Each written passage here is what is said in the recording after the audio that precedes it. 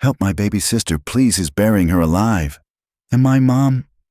She can't even stand anymore just because she gave birth to a girl." In the silence of a cold western morning, a 6-year-old girl said those words barefoot and covered in dust.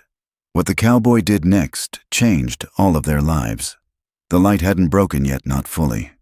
It hovered in that in-between hour when the land held its breath and even the birds stayed silent. Fog clung low across the pasture, curling around fence posts like ghosts too tired to rise. Jesse Callahan stepped onto his porch, coffee cup in hand, and squinted into the distance. That's when he saw her.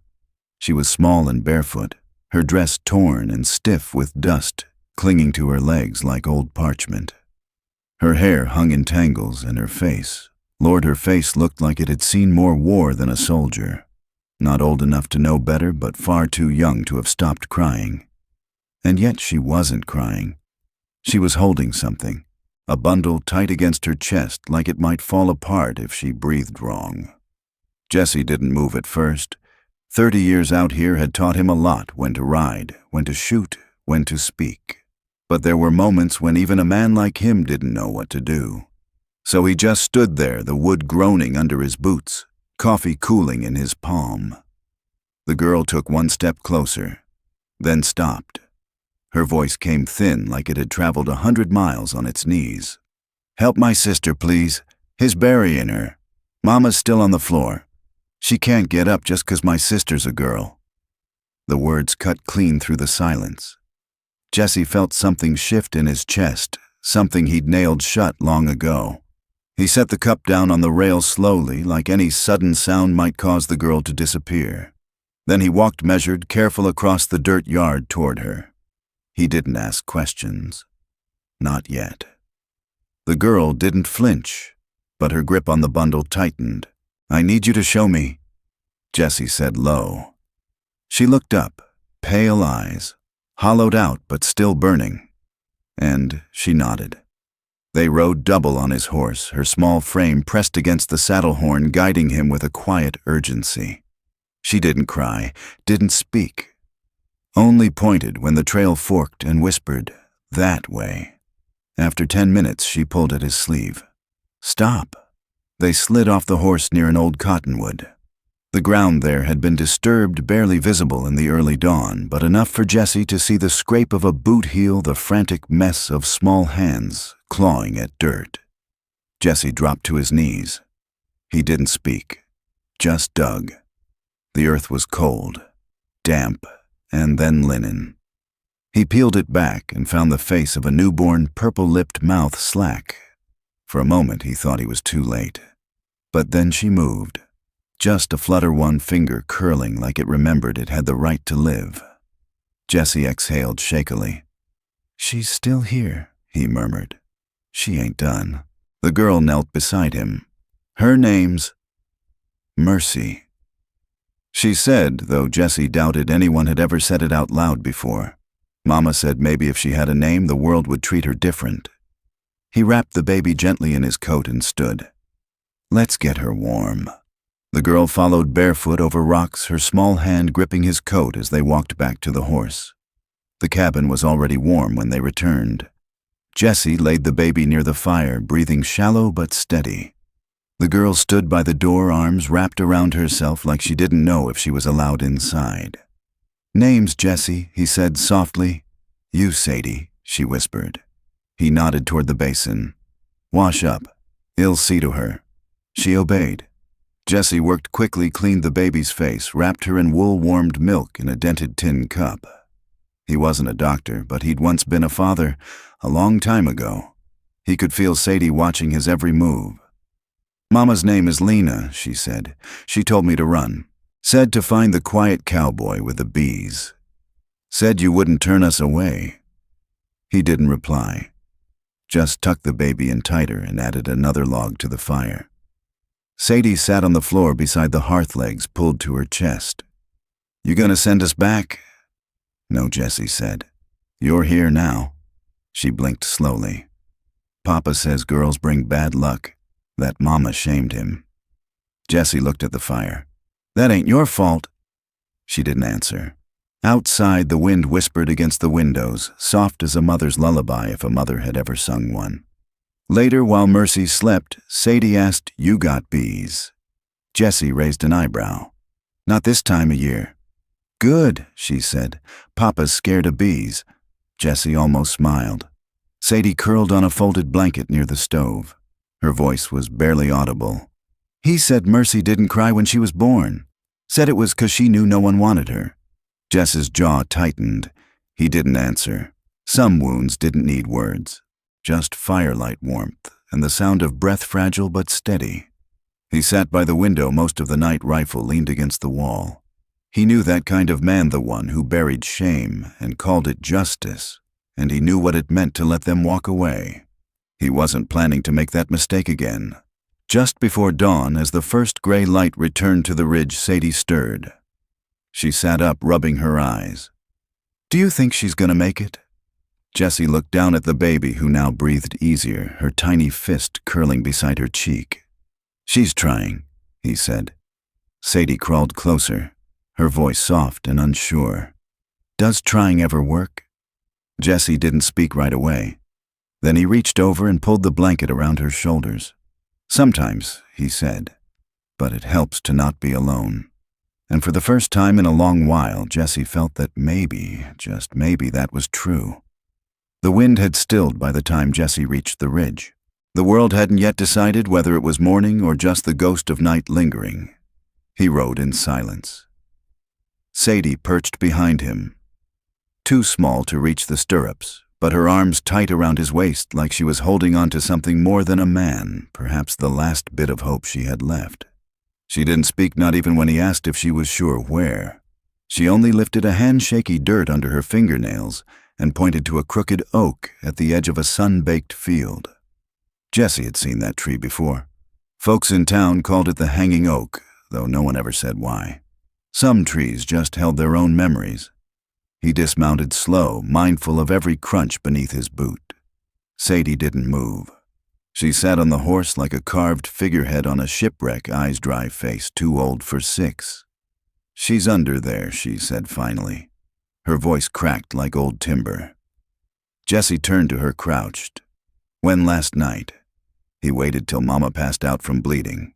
"Said if she ain't strong enough to give him a boy, then he ain't feeding another mouth. Especially not one cursed." Jessie swallowed hard. He didn't ask more. Didn't need to. He grabbed the spade tied to the saddle, walked toward the base of the tree. The dirt was disturbed, loose and dry. A single wildflower lay half buried at the edge, crushed like it had tried to bloom and was punished for it. He began to dig. Each thrust of the spade was quiet violence. Jessie didn't pant or curse. He dug like a man who had once buried something too dear and had never forgiven the world for it. The ground gave way quicker than he expected. Too shallow. Too careless. Then linen. He dropped the spade and reached down, hands trembling. The cloth was thin, frayed. Inside he felt the shape of a child. Small, still. "Lord," he breathed. "Please." He pulled back the cloth and there she was, face like wax, lips blue, eyes shut, and then barely her chest moved. One breath, just one. "Sadie," he called gently. "Come here, girl." The child didn't move at first. Then she slid off the horse and stepped closer, barefoot on thorn and stone, as if she couldn't feel pain anymore. She's breathing," Jessie said. "But not for long if we stay here." Sadie stared down at the bundle. Her lower lip quivered. "He said girls bring rot. Said we were the reason Mama lost her teeth in her dreams." Jessie didn't respond. He just gathered the baby in his arms like she was made of smoke and might drift away. Sadie followed, dragging her feet, gaze fixed on the little wrinkled face that still hadn't cried. Back at the horse, Jessie mounted with the baby against his chest. He held out a hand for Sadie. She hesitated. "You ain't gonna sell us, are you?" His eyes darkened like old wood soaked in rain. "Girl," he said, "I don't deal in what God's still holding on to." She climbed up behind him. As they rode, the sun finally slipped over the hills. It painted the fields in gold, but nothing glittered. The land felt heavy, as if it too knew what had just been dug from its belly. Sadie leaned her head against Jess's back and whispered, "Mama named her Hope." But she didn't say it out loud, just mouthed it while Papa was gone. Jessie nodded but said nothing. Some names weren't meant to be shouted. Some names had to earn their way back into the light. When they reached the cabin, the fire was still warm from that morning. Jessie laid the baby Hope Mercy, whatever she would become, near the hearth on folded flannel. He rubbed her back, listened to the rasp of her breath, alive but brittle as spider silk. Sadie watched from the doorway. She didn't come in. She stood like a spirit too scared to haunt its own house. He poured a bit of milk from the stove kettle into a spoon and tried to get it between the baby's lips. "She don't know how to drink yet," Sadie whispered. "She'll learn." Sadie blinked. "Papa said girls only learn to beg." Jessie turned toward her. His voice was steady low. "Then you make sure she learns different." The girl stepped inside. Later, after the baby slept, Jessie sat on the floor with Sadie. She didn't ask for food, didn't cry, just stared at the glowing embers like they might explain the world to her better than any man could. "You ever hear a tree scream, mister?" she asked, voice hollow. "No," he said. "I did once. When he hit Mama against it. Sounded like the tree broke with her. Same one he buried Hope under. It don't talk no more." He reached for his coffee tin, realized his hands were shaking. "Some trees don't forget," he said. Sadie nodded. "Neither do some girls." As the fire settled into low breathing, Sadie curled on the rug, arms wrapped around herself. She whispered one more thing before sleep took her. She didn't cry when she was born. I think she knew that he was never gonna love her. Jessie stared at the child sleeping beside the fire. Her small back rose and fell with cautious rhythm. He looked toward the window. The sky had gone dark again. Somewhere out there a man was still drinking, still gambling, still laughing. And somewhere not far behind him, an older woman with poison in her blood was planning what to do next. But in this small, quiet, cabin-owned breath, one spoonful of milk, one girl's silence had already started to change everything. The wind was quieter by the time Jesse Callahan led the girl and the baby up his worn front steps. The wood groaned under his boots the same way it always did, like the house remembered pain, too. He didn't speak when he opened the door, just held it for the girl who stepped inside like a ghost who wasn't sure she had the right to enter. Her bare feet left faint marks on the wooden floor. The bundle in his arms, still barely breathing, had begun to whimper soft, like the sound a soul might make as it decided whether to stay or go. Jesse laid the newborn on a folded wool blanket beside the fireplace. He checked her breath with the back of his hand. Shallow, but still there. That was more than he'd expected. He turned to the girl. "There's a basin over there. Warm water. Soap's in the tin." She nodded almost too fast, then moved stiffly, like her joints were rusted through. He knelt beside the fire, feeding it pine kindling, each crackle sounding like something was breaking open in the quiet. He didn't ask her name. Not yet. Later, with the baby swaddled and resting, the girl sat cross-legged near the hearth, silent, watching the flames. Her dress was still stiff with blood and dust, but her hands were clean now, and Jessie noticed how small they were, scraped, trembling, and far too practiced at doing things no child should do. "She ain't got a name," the girl said finally. Jessie looked at her. "Mama didn't get to say it. Papa said girls don't need names, said they're born to vanish." His throat tightened. He didn't speak. After a long pause, the girl added, "My name's Sadie." He nodded once. "Jessie." She looked down at her hands. "You got kids." He stared into the fire. The orange light caught the scar that ran from his left temple to the edge of his jaw, a faded line time had tried and failed to erase. Had he said, "Just that"? The next morning, Jessie woke to find Sadie curled beside the fire, her thin arm draped protectively over the baby. She hadn't meant to fall asleep. She looked startled to find herself lying there like she wasn't used to waking up warm. She made it through the night, she whispered more to herself than to him. Jessie poured coffee into a battered tin cup and handed it to Sadie, half milk. She took it like it might disappear. He didn't mention the tremor in her fingers. He busied himself with chores, fixing the loose hinge on the back door, feeding the horse sweeping off the porch, but his eyes kept drifting back to the cabin. To the girl, to the child breathing slow and stubborn in a blanket that once belonged to his own daughter. Later that afternoon, Sadie sat at the table, legs swinging, tracing her fingertip in the grain of the wood. Jesse carved a tiny wooden horse from a scrap of pine. Not for her. Not exactly. He just needed something to do with his hands that didn't involve remembering. "You gonna keep us?" Sadie asked suddenly. Jesse paused, the blade still in his hand. She didn't mean it like an accusation, just a question from someone who'd been left too many times. He set the carving down. "You're safe here." "That's not the same." He didn't answer. That night Lena arrived. She collapsed at the doorstep, blood dried black on her dress. Jesse carried her inside, laid her by the fire, and wrapped her in every quilt he owned. Her face was swollen, lips split. Her eyes fluttered open just once. "Is she?" Her voice rasped, barely a breath. "She's alive," Jesse said. Lena wept without sound. Jesse had only seen that once before, when his wife miscarried their second child, standing barefoot in the barn, while rain pounded the roof and no one could hear her scream. As Lena slept, Jesse and Sadie sat across from each other in the amber hush of lamplight. "She told me to run," Sadie murmured. "Said to find the man with the bees." Jesse raised an eyebrow. "She remembered you used to sell honey at the market. Mama said quiet men listen better when someone's in trouble." He didn't smile, but something in him warmed, old and unfamiliar. "She said if anyone'd open a door without asking why it'd be you." Jesse looked toward the fire. "She's right." Sadie tilted her head. "Why?" He exhaled slow. "Because someone closed a door on my wife once. She died outside it." Sadie blinked. "What happened?"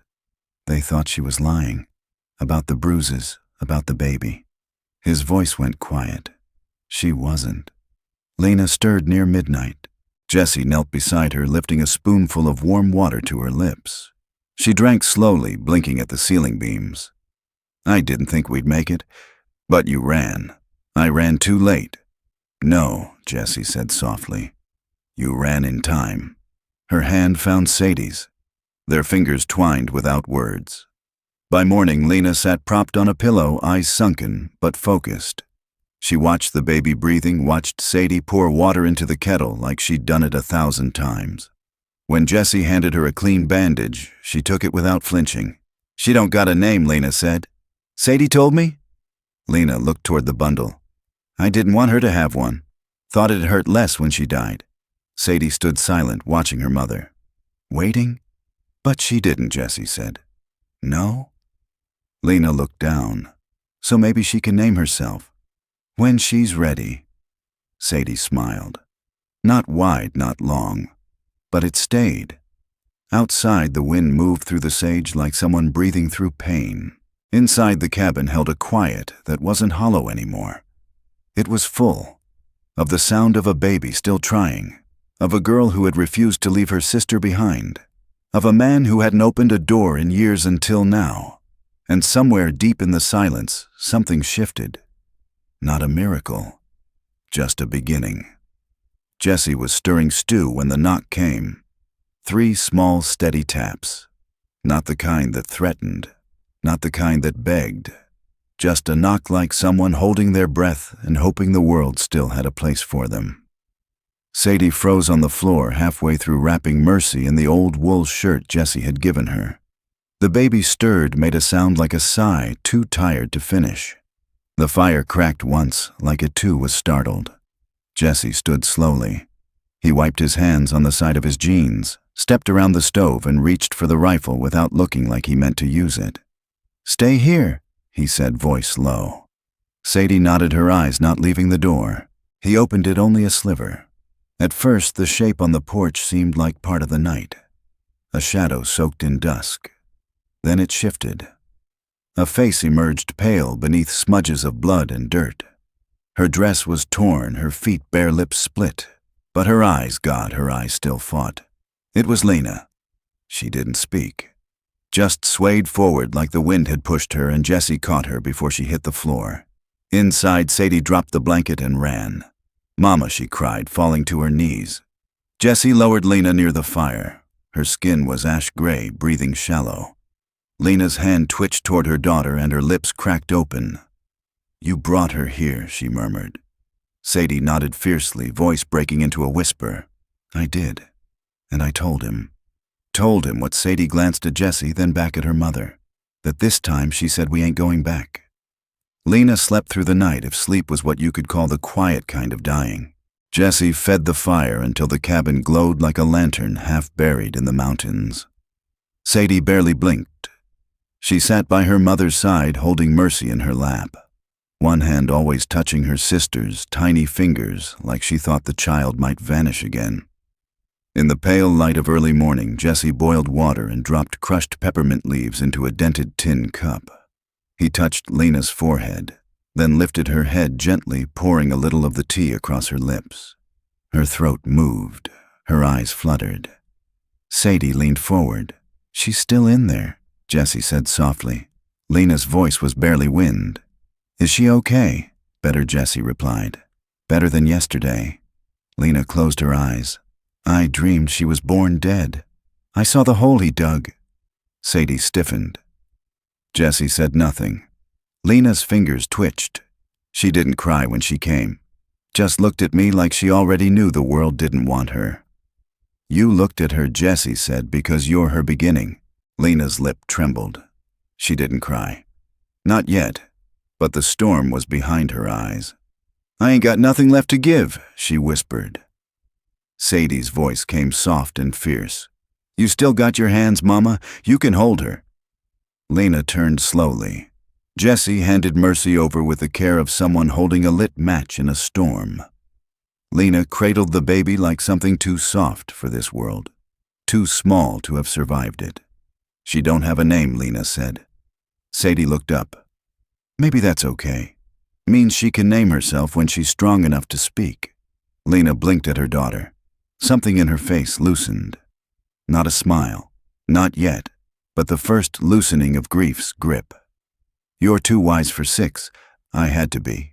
By noon, Lena was able to sit on her own. She tried to stand once, gripping the bedpost like it was a fence post on the edge of a cliff. Jessie moved to help, but she waved him off. "If I don't move, he'll forget I'm still alive." She took 2 steps to the fire, knees shaking but upright. Her gaze landed on Jessie. She studied him a moment, then said quietly, "Why'd you let her in?"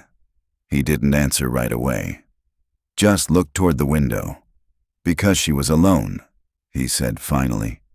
Lena's eyes glistened, but she blinked it back.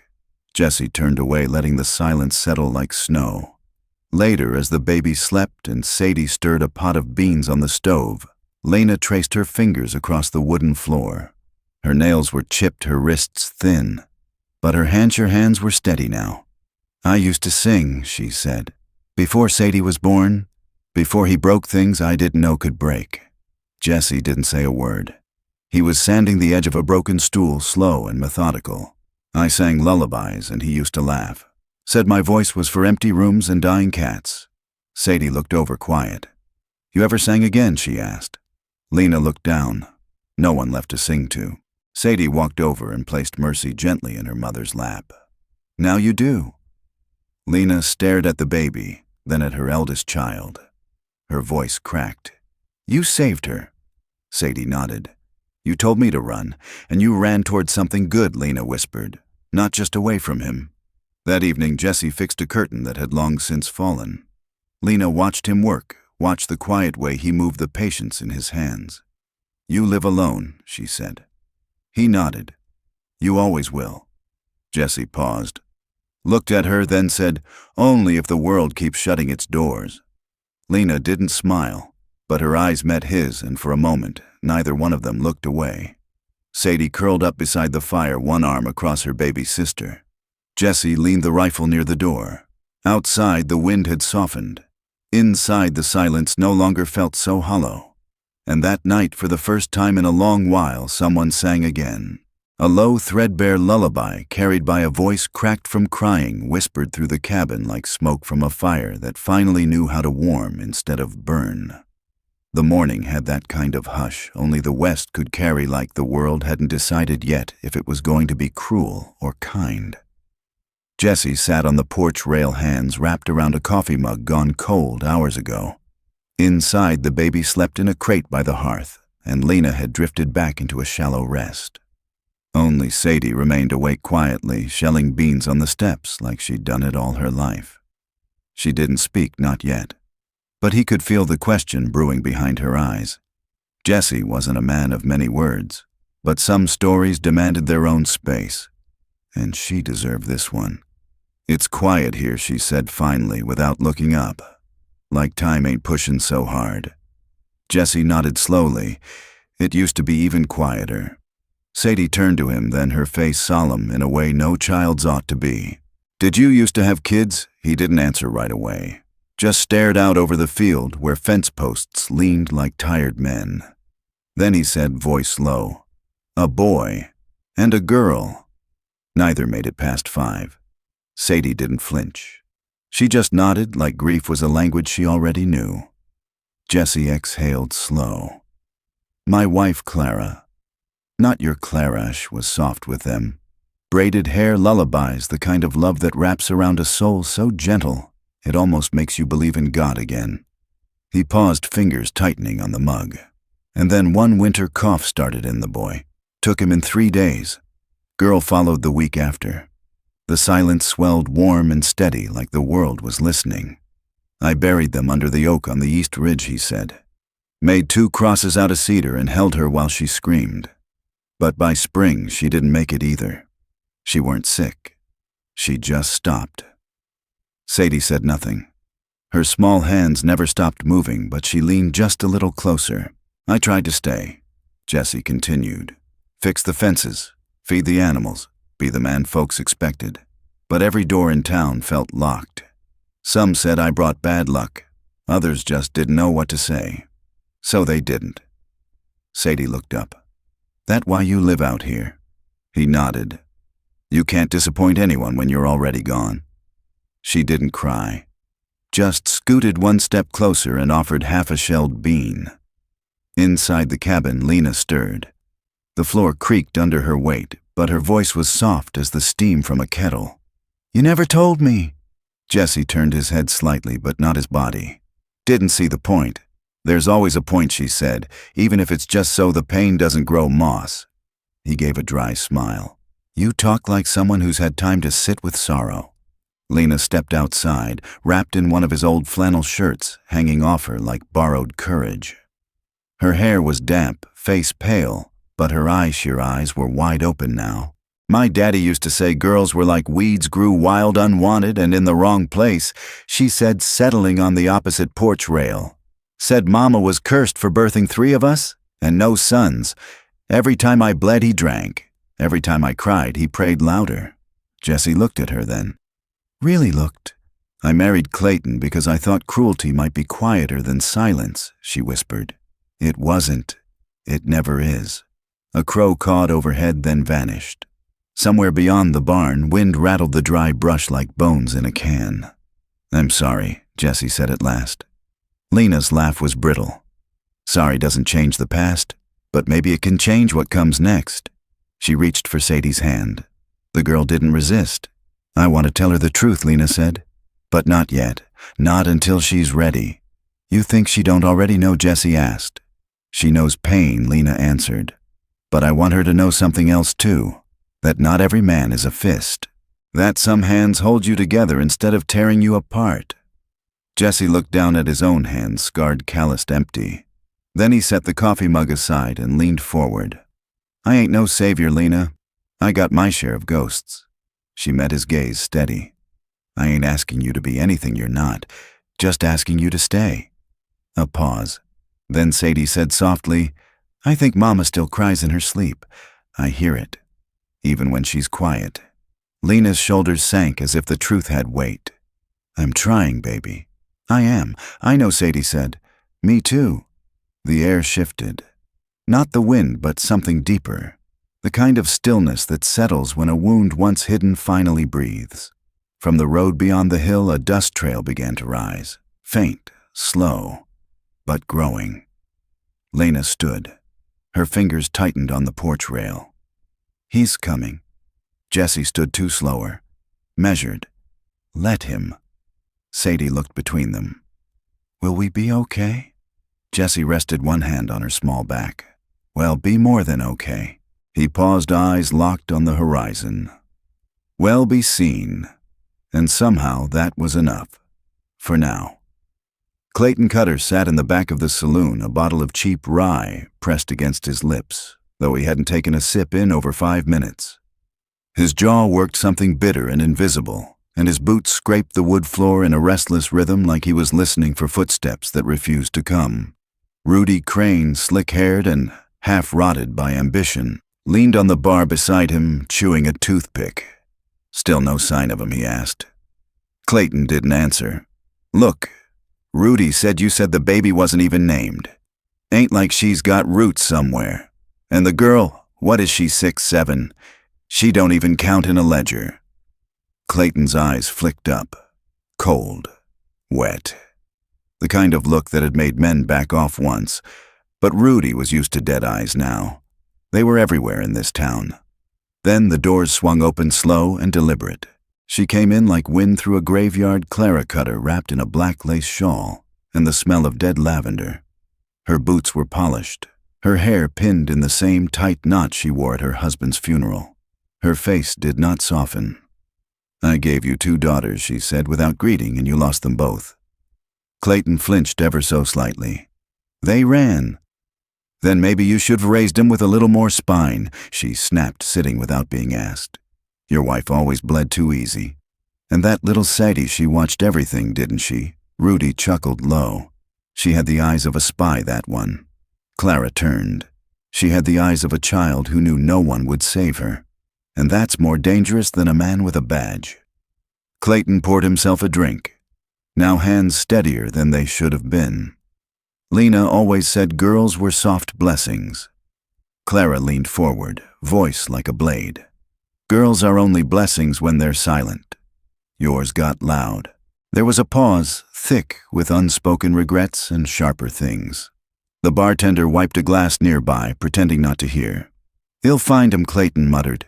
Sooner or later the land gives things up. You better, she hissed. You owe me lineage. Not waste, not more mouths we can't use.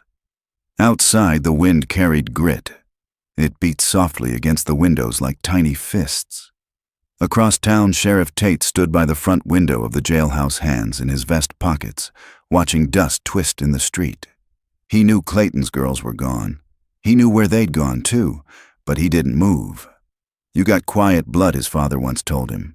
Quiet blood don't fight storms, it outlasts them. But this wasn't a storm. This was something else. Back in the saloon, Clara removed a letter from her pocket, creased, water-stained, and opened too many times. She wrote this, she said, dropping it before Clayton like a snakeskin. Lena. Back before mercy. Before her bruises stopped healing. Clayton didn't touch it. What's it say? Clara's voice didn't change. It says she's scared of you. Scared of what you'll make the kids become. It says she wants to run. But she doesn't know where. Clayton laughed empty. She ran. Guess she found it. No. Clara said softly, folding the letter back with care. She found someone. That's worse. Later that night, in the Cutter home, cold, empty, full of echoes, Clayton stood by the hearth, staring into the ash that wouldn't catch flame. Clara sat at the kitchen table, peeling an apple so carefully that the red skin dropped in one long ribbon. I buried your brother in that field out back, she said, without looking up. And no one wept like they should have because he was cruel. Clayton didn't respond. Sadie's watching you now, she continued. From somewhere with those eyes. And if she sees you as her father again, it won't be out of love. Clayton's throat tightened. Then what'll it be? Clara looked at him. Her voice cracked not with emotion, but time. It'll be out of pity. And no man comes back from that. Meanwhile, Jesse stood outside his cabin, staring at the dark ridge in the distance, knowing something in the air had shifted. Behind him, Mercy slept in a crate lined with wool and quiet promises. Sadie sat on the porch steps holding a pine cone like it was a treasure. She didn't speak much, not since the night Lena collapsed through the door. But when Jesse sat beside her, she whispered, "Do bad people ever know they're bad?" He thought for a long while. "No," he said at last. "They just think everyone else is weak." Sadie nodded. Then she said something so soft it barely reached the space between them. "I hope he hears us breathing. Every night. So he knows we're still here." Jesse didn't speak. He just reached over and placed his palm gently against her back, solid and sure. In the Cutter house, Clara sat alone. The apple was gone. The knife remained. Her fingers trembled, not from fear, but from the weight of things she'd never said. She walked to the crib in the empty room, the one Clayton had built when Lena first got pregnant with Sadie. Dust lined its edges. The blanket inside was stiff. She stared at it. And for the first time in many years, Clara Cutter whispered aloud to no one, "I was cruel because I thought that was how you survive." The room didn't answer. But something in her spine finally bent, not broken, not healed, but human. And in a cabin far from that darkness, Lena opened her eyes at dawn. She looked at her daughters, and then at Jesse, who hadn't left the fire all night. "Thank you," she whispered. He didn't answer, but he nodded once, like a man who'd finally made peace with his ghosts. The wind changed before the sun did. It came low through the cottonwoods, rustling soft as old hymns brushing against the porch of Jess's cabin, like it had something it wasn't ready to say aloud. Sadie felt it first. She paused at the edge of the corral, bare toes in the dirt shoulders, stiff under Jess's patched-up coat. Her voice was quiet when she said, "The horses stopped chewing." "That's how I know." Jesse looked up from the saddle he'd been mending. His hands stilled, but he didn't speak. Inside, Lena stirred on the cot, her arms curled protectively around Mercy, who was finally sleeping through the night. For a baby who had once been buried beneath earth and sin, even a moment's peace felt like defiance. Sadie turned. "They're coming." That afternoon, Sheriff Tate had visited. He hadn't stepped inside. He just stood by the fence, hat low, jaw tight, eyes on the hills. "Clayton's awake," he'd muttered, "and the old woman's hissin' in the saloon like a snake with no teeth." Jessie had nodded once. "She bribed my deputy," the sheriff added, voice brittle. "Kyle Boone. Told him to keep his ears shut and his gun warm. You got less time than you think." "Don't need much," Jessie said. Tate didn't answer. He just mounted up and rode off, the dust settling too slow behind him. Now, as the last edge of daylight drained from the sky, Jesse unlatched the trap door beneath the hearth. He knelt beside Sadie and whispered, "If I say the word, you take your sister and get under. Don't hesitate." Sadie nodded, lips pressed together. "She won't cry. She knows how." Jesse glanced toward the cot. Lena's eyes were open. She'd heard it all, of course. Her voice came thin, cracked like dry wood. "Hell use words first. Make it sound like we're the ones who owe him." "I know," Jesse said. Lena sat up slow, a hand to her ribs. He always knew how to twist things. Make a woman doubt her own eyes. The knock came at midnight, not frantic, not loud, just steady. 3 raps, then silence, then another 3. Sadie clutched Jess's hand. "That's his knock." Jesse stood, rifle in hand. "I know." He opened the door slow. Outside stood Emily Pike, just 16, dressed in her father's oversized coat, her braids wind-blown and eyes wide with something unspoken. She whispered fast, "Hez here, Horace and Rudy, too. I heard them say they're waiting until your lantern dies. Said they'll come quiet and leave quieter." Jesse studied her a long moment. "Why tell me?" She shrugged. "'Cause my pa said Sadie wasn't worth the dirt on her feet, and I think that's a hell of a thing to say about a girl who buried her own fear to save someone else." He stepped aside. "You can stay." She shook her head. "They'll draw 'em off. Just wanted you to know devils don't knock alone." She vanished into the trees, taking half the moonlight with her. The fire burned low. Jesse didn't stoke it. He wanted the room to settle into the dark. Sadie moved toward Lena, who was trying to sit upright again. "Don't, Mama. It's okay." "No," Lena said, voice dry. "I need to see him standing there. I need to remember what I survived." Outside, the barn door creaked. Then silence. Then a voice. Clayton's voice. "I want my daughters back, Jesse." Jesse stepped onto the porch. "You left your daughters in a hole in the ground and on a bloody floor," Jesse called back. "You don't get to want them now." Clayton appeared from the tree's lantern in one hand, pistol holstered. He looked clean, too clean, like he'd shaved for the performance. Horace and Rudy flanked him, boots crunching dry weeds. "Your porch sure looks warm," Clayton said. "You always so generous with women who ain't yours," Jesse didn't answer. Clayton smiled the way men do when they think they're holding all the cards. "That baby ain't even mine, you know." I saw the way she looked at the preacher once. "I ain't dumb." "You're worse than dumb," Jesse replied. "You're a coward in a man's hat." Clayton's smile died. He took one step forward. "Let's not pretend this is about fatherhood," Jesse added. "You came because someone said no to you, and you never did learn how to take that like a man." Behind him, the door creaked open. Sadie stepped out, small but steady. Clayton blinked. "Sadie." She stared at him. "You tried to bury Mercy. You weren't supposed to see that?" "I did. You were supposed to be grateful," he snapped. "I fed you, gave you my name." Sadie's voice didn't shake. "You gave us your fists." Clayton reached for his gun, slow, deliberate. But Jesse was faster, his rifle raised in one breath. Horace moved, but Rudy hesitated. One man still had doubt in his soul. Then came a sound none of them expected, the whimper of a baby from inside. Clayton froze. "She's alive." Sadie stepped between Jesse and her father. "She lives. And she has a name." Clayton spat. "I named her nothing." Sadie lifted her chin. "Then we named her Mercy, and she's never going to learn your name." Behind them, Lena spoke each word carved in pain. "She'll learn that some men build graves, but others build homes." Clayton laughed, empty and echoing. "Homes built on pity don't last, girl." Jess's finger curled tighter on the trigger. Then Rudy quietly said, "Maybe some pity's worth more than your pride." Clayton turned. "You with me or not?" Rudy didn't move. Horace backed away. "You all fools," Clayton muttered. "Soft fools." Then Jesse stepped forward and said low enough to shiver bone, "The world doesn't end when a man gets told no, but sometimes his world should." Clayton raised his gun, but he never got to fire it.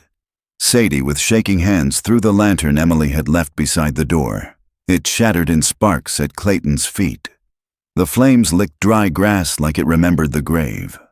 Clayton staggered, dropped the gun, cursed the fire. Jesse kicked the pistol away and leveled his rifle again. "Try it. Just once more."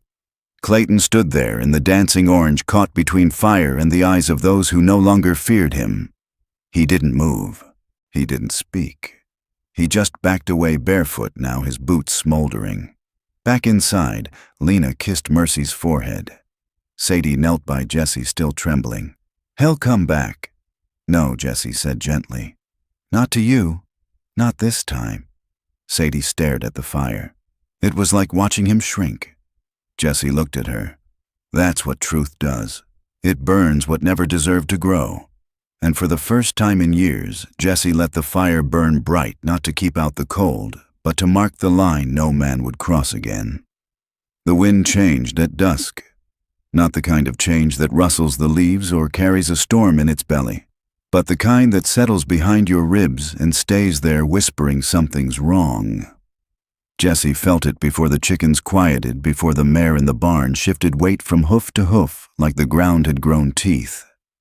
Inside the cabin, Lena stood barefoot on the floorboards, holding baby Mercy like she was made of smoke and breath alone. Her knuckles were pale where they gripped the blanket. Sadie sat cross-legged near the hearth, sharpening a stick with Jess's old whittling knife eyes pinned to the door. They were waiting. All three of them. And something was coming. Jesse didn't speak. He simply moved to the mantel and took down the rifle, old, oiled, honest steel. The kind of weapon you didn't carry unless you meant to use it. He didn't load it with ceremony. He just slid the shells in like a man who'd done it too many times to feel holy about it. Outside, the first knock wasn't a knock at all. It was the gate creaking open slow and deliberate. Then a second sound boots against dirt steady and sure. Jesse motioned silently. Lena disappeared behind the curtain with Mercy. Sadie didn't run. She crawled beneath the floorboards and pulled the rug back over herself, only the tip of her hair left showing. Jesse opened the door. Horace Pike stood there reeking of whiskey and wet iron. His coat was unbuttoned, revealing the handle of a knife tucked under his belt. Behind him, Rudy Crane leaned against the porch rail like a man waiting to see someone cry. "You're housing fugitives," Horace said flatly. "I'm housing children," Jesse replied. His voice was calm, but cold enough to make the air between them feel sharper. Horace stepped forward. "Clayton wants the girl back." Jesse shook his head once. He lost the right to want anything when he laid hands on a newborn with a shovel. Rudy chuckled low and mean. "Ain't like it was a real baby yet." From behind the walls, Mercy let out the tiniest cry. Horace's eyes narrowed. "You gonna hand him over, Jesse? Or are we doing this the way your kind always ends things, with fire and regret?" Jesse didn't move. "I was raised to believe," he said slowly, "that a man ain't measured by how hard he hits but by who he steps in front of." Then came the sound none of them expected. A whispering, rush-like breath through tinder. Sadie had crawled out from the trap door. In her hand was Jess's oil lantern. Her fingers shook as she lifted it, eyes fixed on Rudy. "You come one step closer," she said, "and I'll drop this." Rudy smirked. "That ain't gonna light, girl. You're bluffing." Sadie's chin trembled. "You buried my sister," she whispered. "You laughed when Daddy said her name was Dirt, and you watched." The silence was thick. Then her voice broke open, sharp, clear. "You set fire to our house when you walked out that night. Now I'll show you what fire does when it chooses who to burn." She threw the lantern. It shattered across the porch oil, blooming like a black rose in the dirt. Jesse moved fast, dragged Lena and Mercy toward the back, kicked open the cellar. Flames caught the porch edge, snapping upward like hungry teeth. Horace cursed and stepped back. Rudy tried to stop it, but the fire licked his coat. Jesse didn't shoot. He didn't have to. Sadie had already changed the ending. Inside the cellar, they coughed and crouched. Mercy was quiet, eyes open, pupils wide like she saw more than anyone. Lena whispered, voice shaking, "She saved us." Jesse looked at Sadie's soot on her cheeks, arms wrapped around herself. He said nothing. Some truths are too heavy to name in that moment. When dawn came, only embers remained. Horace had run. Rudy lay groaning beside the chicken coop, his boots burned through. Sheriff Tate arrived at first light. He saw the char, the broken lantern glass, the baby swaddled in ash-stained blankets. He looked at Jesse, then at Sadie, then at Lena. Jesse said they came to take what wasn't theirs. She stopped them. Tate didn't ask more. He just nodded. "They'll take him in," he said, jerking his thumb at Rudy. "But folks are gonna ask why your porch smells like justice." Jesse leaned against the frame of the house, one boot half burnt. "You tell 'em," he said quietly, "that sometimes fire don't destroy." Tate looked down at Sadie. "You, the one through it." Sadie didn't speak, but her eyes met his. And for a moment, he looked away, because there are some stares you don't return unless you've seen what she has. That night, Jesse sat on the front steps, rifle across his lap. Lena came beside him, her hands chapped but healing. Mercy lay in her arms, breathing steady now. "She's warm," Lena said. Jesse didn't answer, just nodded. Sadie joined them after a while, her dress torn at the hem, barefoot, but standing tall. Lena looked at her daughter. "What made you do it?"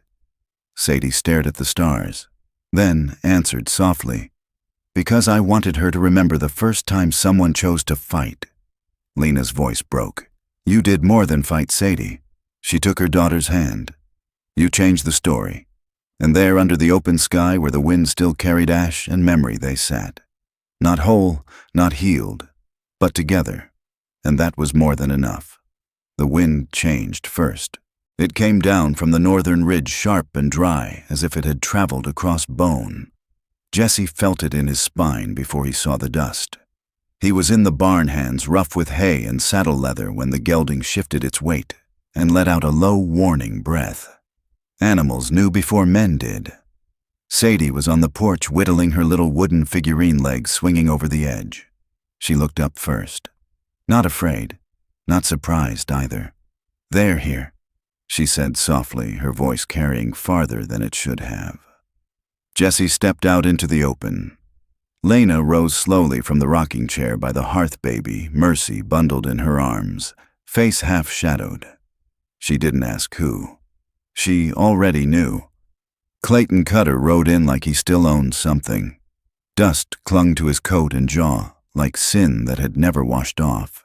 Behind him, Clara Cutter sat in a black buggy, her eyes sharper than any knife in her family. The reins were loose in her bony hands, and a small cross swung from her wrist, not a sign of faith, but of control. "Well now," Clayton called out, sliding off his horse with a grunt. "Ain't this a picture?" Jesse didn't move. He stood between them and the porch, one boot slightly forward, rifle leaning unseen behind the door. Clara spoke first. Her voice was like dry paper catching flame. "You took what's not yours. That's theft, Mr. Callahan." "No," Jesse said evenly. "I buried what your son left to die. That's mercy." Clayton's lips curled into something between a smirk and a sneer. "I gambled her fair. Girl like Sadie ain't worth much in a town like this. Thought I'd get more for the newborn, but she didn't cry when she came out. Bad omen." Lena's breath hitched. She held Mercy tight, her eyes brimming but not yet spilling. Jesse stepped forward, slow. "You came to take them back?" he asked. Clayton spit to the side. "I came to collect what I paid for, and burn what I didn't." Sadie stood now, still as a fence post. "You buried her," she said to her father, not trembling. "You said girls don't carry the Cutter name. You said Mama should have bled out." Clara's laugh was brittle. "That child has her mother's mouth. Trouble comes in pairs. She has your cruelty, too." Jesse said not loud, just clear. For a moment the air stilled.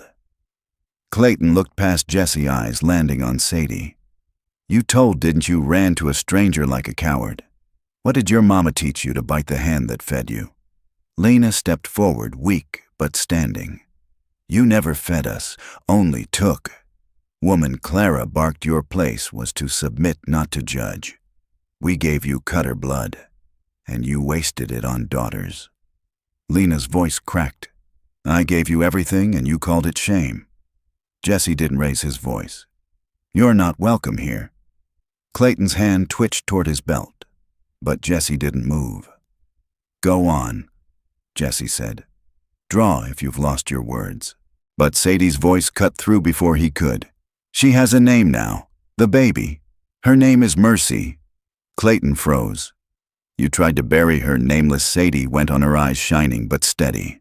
"Now you'll live knowing she lived, and shall grow up hearing the truth." Clara's face darkened. "You'll poison those girls with pity." Jesse took a step closer. "No, we'll raise them with memory and strength." Lena swayed slightly, but Sadie reached out and steadied her mother's elbow without a word. Then Jesse spoke again, quiet but steel-edged. "You can leave now. You've already been buried in what you've done." Clayton stepped back. The dust seemed to rise around his boots like smoke. Clara hissed, "This isn't over." "No," Jesse said, "but it is for you." There was a moment brittle and hot where the world might have cracked. But then Mercy stirred in Lena's arms, let out a small breath, and the sound broke something that anger never could. Clayton turned. His boots scraped gravel like they wanted to argue. But Clara yanked the reins, and the buggy turned without farewell. As they disappeared, Lena let herself sink to the porch. Jesse helped her down gently, one hand under her wrist. She leaned into the log post, her shoulders shaking but head held high. Sadie sat beside her. She didn't ask if it was over. Instead, she whispered, "Will she remember this?" Lena stroked Mercy's cheek. "No," she said, "but shall remember how it felt to be held." Jesse remained standing, eyes fixed on the dust trail, until it was gone. Inside, the fire needed tending. Outside, the wind softened, and the light through the clouds fell gold across the hills. Then Sadie said, almost like a thought she'd saved, "I used to think being born a girl was punishment." Jesse looked down at her, waited. "But now I think maybe it's proof we can survive anything." Jesse nodded once deeply. "And maybe," he said, "that's the bravest kind of name to carry." The porch grew quiet again. But this time, it wasn't empty. It was whole. The sun had not yet set, but the light had turned the color of rusted copper, casting long, warlike shadows across the field. Jesse Callahan stood on the porch, his hand resting on the frame, eyes narrowing as the riders came into view. He didn't need to squint to know who they were. The horse with the uneven gait, the woman riding side saddle like she owned the whole damn sky, Clara Cutter, had arrived. Lena stepped out slowly, the baby wrapped against her chest shawl drawn up like armor. Sadie clung to her side but kept her chin up, the girl's thin frame trembling under her steadiness. She was old enough now to understand what kind of people stood before them and what they'd do if given the chance. Clayton dismounted first. He moved like a man drunk on his own history, shoulders squared with cruelty. His voice carried over the dry wind. "Didn't come here to ask. I came to collect," he said, spitting dust. "My blood. My property." Lena didn't flinch, but her voice was a whisper. "She's not yours." Clara slid down off her horse landing with the grace of a snake. Her voice was all vinegar. "You ran like a rat and birthed another mouth to feed. I ought to thank the Lord the first one didn't make it all the way into the grave." Jesse stepped down from the porch. "She did," he said flatly. "And she's still breathing." Clara looked at him like he was a broken fence post she'd been meaning to tear down. "And what's she breathing, huh, your air now? Is that it, Jesse?" Another stray for the quiet cowboy. Jesse didn't answer. Some truths didn't need voice, especially not for people who wouldn't hear them anyway. Clayton stepped forward, fingers twitching near his belt. "You've had your fun, Jesse. Now hand them over. You got no claim." Sadie's voice broke the moment in half. "Claim?" she asked. "Is that what you call us, like cattle?" Her voice didn't tremble this time. Jesse looked at her, but she never turned her eyes from the man she used to call father. Lena touched her daughter's hand. Clara scoffed. "You think this little performance will last a cabin full of curses? That baby's a reminder, you failed boy," she said to Jesse. "Just like your wife. You couldn't save her either." The wind paused. The trees seemed to hold their breath. Jesse's jaw clenched, but he didn't move. Instead, Lena took one quiet step forward. "You buried my daughter alive," she said, voice low and terrible. "You said God cursed us with girls, but you're the curse, Clara." Clara laughed. "Oh, please. I kept this family running when your sorry mother was selling apples for soap. You ungrateful little breeder." Sadie dropped the quilt from her shoulders. "She has a name," the girl said. "It's Mercy." Clara narrowed her eyes. "No child born of sin gets to name herself." That's when Lena saw the glass bottle resting in the corner of the porch, half full of oil. She glanced at Jesse, and he gave her the faintest nod. Sadie stepped back toward the door, scooping the bottle, her hand gripping the old matchstick like a promise. Clayton saw the motion too late. "You throw that girl," he warned, "and ill you already did," Sadie said. And then she lit the match. The bottle exploded near their boots' flame, licking up in greedy orange waves, eating dust and air and arrogance. The horses screamed and bucked. Clara shrieked as her hem caught. Clayton stumbled backward, slapping at his coat. Smoke filled the space between them like justice made visible. Jesse didn't run. He walked into the firelight rifle, steady but unused. "You bring fire to people's doors," he said to Clayton, "and you forget they can light one of their own." Clayton's face was wild, one cheek blackened, hand fumbling for the gun, now slick with sweat. He aimed but couldn't focus. His voice cracked. "She was never yours." Jess's eyes didn't waver. She didn't have to be. She was someone's. Then Clayton fired. The shot tore through the air and landed in the dirt near Jess's feet. Jesse stepped forward, grabbed Clayton's arm, and slammed him to the ground. Not fast, not angry, just finished. Lena held Mercy tighter, her breath shuddering. Clara had crawled away from the flame, her dress half-burned, mouth open, no words left. Sadie walked over barefoot on scorched earth and looked down at her grandmother. "You said girls were weak," she said, voice nearly kind. "But we're still here." Clara didn't respond. Her hands clutched at dust like it owed her something. When Sheriff Tate arrived, he found the Cutter matriarch curled against the ashes of her pride, and Clayton Cutter groaning in the dirt, pinned under Jessie's boot. Jessie didn't say a word as Tate cuffed them both. Lena stood with Mercy in her arms, Sadie's fingers laced into hers. The sun had dropped below the ridge. The fire was out, but inside the cabin a smaller flame had survived, glowing in the hearth where Sadie had quietly placed the carved wooden name. Mercy, it read. Nothing more. That night they did not sing. They did not speak long. But when Jessie placed a cup of warm water beside Lena, she touched his hand and her fingers didn't pull away. And for a man who had once lost everything to fire this time, the fire had not consumed him. It had named them all. The dust hadn't settled yet. Sheriff Tate stood in the middle of the field where fire still smoked in black veins across the grass. The scent of char and pine clung to the morning air, but it was quiet nowherely so. The kind of quiet that comes after a storm that didn't just pass through. It chose where to strike, and it struck with purpose. Jesse Callahan stood on the porch of his cabin, boot-scuffed hat, lowered rifle hanging slack in one hand. His coat was torn at the shoulder where Clayton Cutter had grabbed him in fury, but he hadn't felt it. Not then. Not yet. Inside, Lena sat on the floor beside the hearth, baby Mercy cradled in her lap, asleep. Her shawl was stained with soot and milk, and her face still bore the purpling handprint of her husband. But her arms, those fragile, tired arms, held the child like an answer long delayed. Sadie stood by the window, one hand pressed to the glass, her reflection almost ghost-like in the early light. She wasn't watching the sheriff. She was watching Jessie. Outside, Sheriff Tate cleared his throat. "You gonna say anything?" he asked. Jessie didn't answer at first. He turned slowly and set the rifle against the wall, careful as if it might break. Then he stepped down from the porch, his voice low. "You saw it. You saw all of it. I saw a man with a gun afire in the field, and another man on the ground crying about his rights." Jess's jaw moved once. He said she was his, the baby. The sheriff squinted. "And she's not Jess's," voice was steady. "She's Mercy, and no man who tries to bury his daughter in the dark gets to say her name."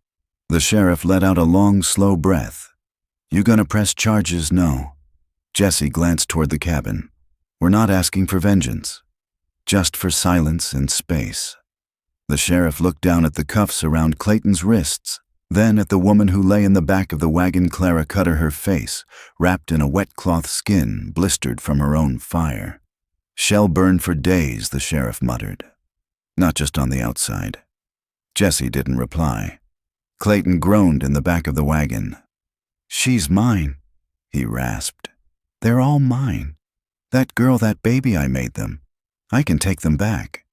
Sadie stepped out from the cabin, then small feet silent on the earth. She held something in her Honda, small carved piece of wood, the same one she'd etched with her knife in the long nights by the fire. She walked past Jessie without looking at him. She stood before Clayton, eyes level. "You tried to make her disappear. That doesn't make her yours. It makes her lucky to still be alive." Clayton's lip curled. "You're just like your mother. Mouthy, disobedient, useless." Sadie didn't flinch. "No, sir. I'm like Jessie, and Mama, and Mercy." She held out the piece of wood and handed it to Sheriff Tate. The sheriff turned it over. Burned into the bottom in a child's careful hand were 5 letters, Mercy. "This is her name now," Sadie said softly. "And if you're here to write a report, Sheriff, make sure you spell it right." The sheriff looked at Jessie, and Jessie nodded once, just once. "He'll put it in the record," Tate said. Jessie turned to Lena, who had stepped into the doorway with the baby in her arms. Her voice was hoarse but clear. "You can take him now, Sheriff." but leave the rest to God. As the wagon rolled away creaking over the rocks, the cabin didn't cheer. No one smiled. No one exhaled loudly like they'd won something. Because they hadn't. Not really. That afternoon, Jesse repaired the front gate. The post had splintered when Rudy Crane rode through it 3 nights before, shotgun raised and mouth full of threats. The man was gone now, run off with a bruised jaw and nothing in his hands but dust. Sadie helped without being asked. She held the nails just like she had in the barn days earlier, and when Jesse hammered them in, she didn't blink at the sound. She only spoke once. "Do you think people stay broken?" Jesse wiped his brow, looked down at her. "Some do," he said. "Some carry it around like a badge. Others, let it teach them how to build something better."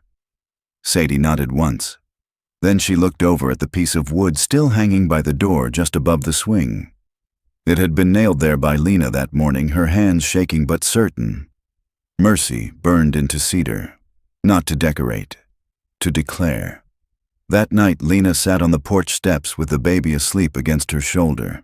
Her face was turned toward the horizon where the last line of sunlight trembled behind the ridge. Sadie sat beside her, arms wrapped around her knees. "Mama," she said quietly, "do you think she'll remember any of this?" Lena looked down at her daughter. Her voice was soft but strong. "No, but he'll remember for her. And you will too." Sadie leaned her head against her mother's arm. "We won't tell her about the hole in the ground, right?" Lena hesitated. "No," she whispered. "We'll tell her about the man who pulled her out, and the fire, and the name." Jesse watched from the doorway. He didn't speak. He didn't have to. Some things don't need saying. They only need remembering. The porch rail was still warm from the afternoon sun, though the rest of the valley had begun to slip into that silver kind of dusk where everything softens and edges fade. Jesse Callahan sat on the step, his hat resting beside him, hands idle, calloused fingers picking at a splinter in the wood. Behind him, the cabin exhaled in slow rhythm fire, crackling old floorboards creaking under the stir of a woman now learning to stand without fear. Sadie was carving.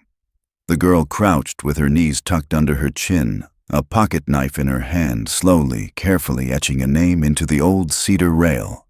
Mercy. Letter by letter. With reverence. With memory. Lena stood in the doorway, arms wrapped around her youngest. She didn't speak, didn't interrupt. Her face had changed in the past few days, not in beauty, but in weight. Like something inside her had settled after years of drifting. Jesse finally broke the quiet. "She carved your name here once," he said without turning, "before she ever knew you'd survive it." Sadie didn't look up. Now it's her turn to have one. For real this time. He nodded. Inside, the smell of cornbread lingered and pine smoke drifted upward through the chimney. Chickens had wandered close to the house, pecking gently at the dust. Even the animals seemed to sense the stillness was sacred now.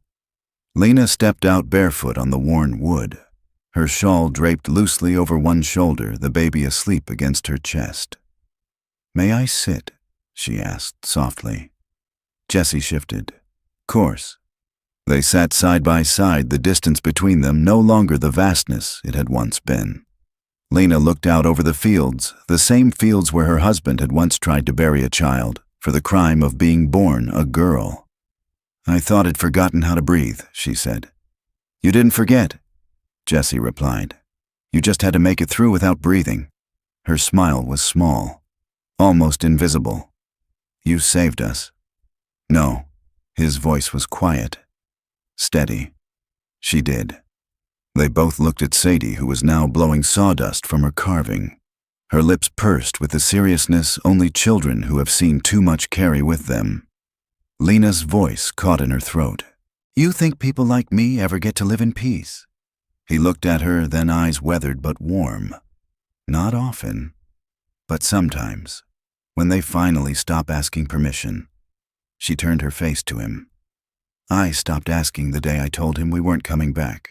Silence lingered. Not empty, just full of things that didn't need words. Then Jessie stood, walked to the far end of the porch where Clara Cutter's scorched coat still hung from the old nail she once tried to burn the house with. He took it down and tossed it into the fire pit below. Lena watched the fabric catch flame, curl, and disappear. "You think she ever loved anyone?" she asked, her voice tinged with something like grief. "No," Jessie said. "I think she loved power, and hated anything that reminded her she didn't have it anymore." Lena nodded. "She looked me in the eye that last morning and said, 'You were a mule that couldn't carry a proper name. Now you're just baggage to a ghost,'" Sadie from behind said firmly. "She was wrong." Jessie turned. So did Lena. Sadie walked to her mother, brushed a curl of hair from the baby's temple. "You gave her life. You gave me life, and then you gave all of it again even when no one thought you had anything left." Lena swallowed hard. "I was afraid." Sadie shrugged. "So was I." Then softly, "But we did it anyway." Jessie looked away, blinking slow. Down the hill a rider approached, not fast, not urgent, just steady. Sheriff Tate coming not as an enforcer, but as a man bearing closure. He tipped his hat as he reached the gate. "I thought you should know. They won't be back. Clara's facing charges for attempted arson and Clayton's, well, he won't walk right for a while." Sadie smiled grimly. "Good." Tate nodded to Jessie. "We told the town, and they listened." "And what they say?" Jessie asked. "That maybe we've been quiet too long about the wrong things." He handed Jessie a folded paper and affidavit, naming Jessie as guardian of both children until Lena could legally reclaim her rights. Lena reached for it, fingers trembling. "Thank you." Tate looked at her, eyes soft. "You earned this, Mom. Every splinter of it." And then he rode away, letting dusk fold itself back over the valley like a soft coat. As stars began to bloom in the sky, Lena walked to the railing, fingers brushing the letters Sadie had carved. "Mercy," she whispered. She was born beneath the dirt, but she rose above it. Jessie stood beside her. "She didn't just survive," he said. "She named something in all of us." Sadie laid her hand on the wood beside her mother's. Lena looked down at her daughters, then at Jessie, and finally at herself. Then she breathed.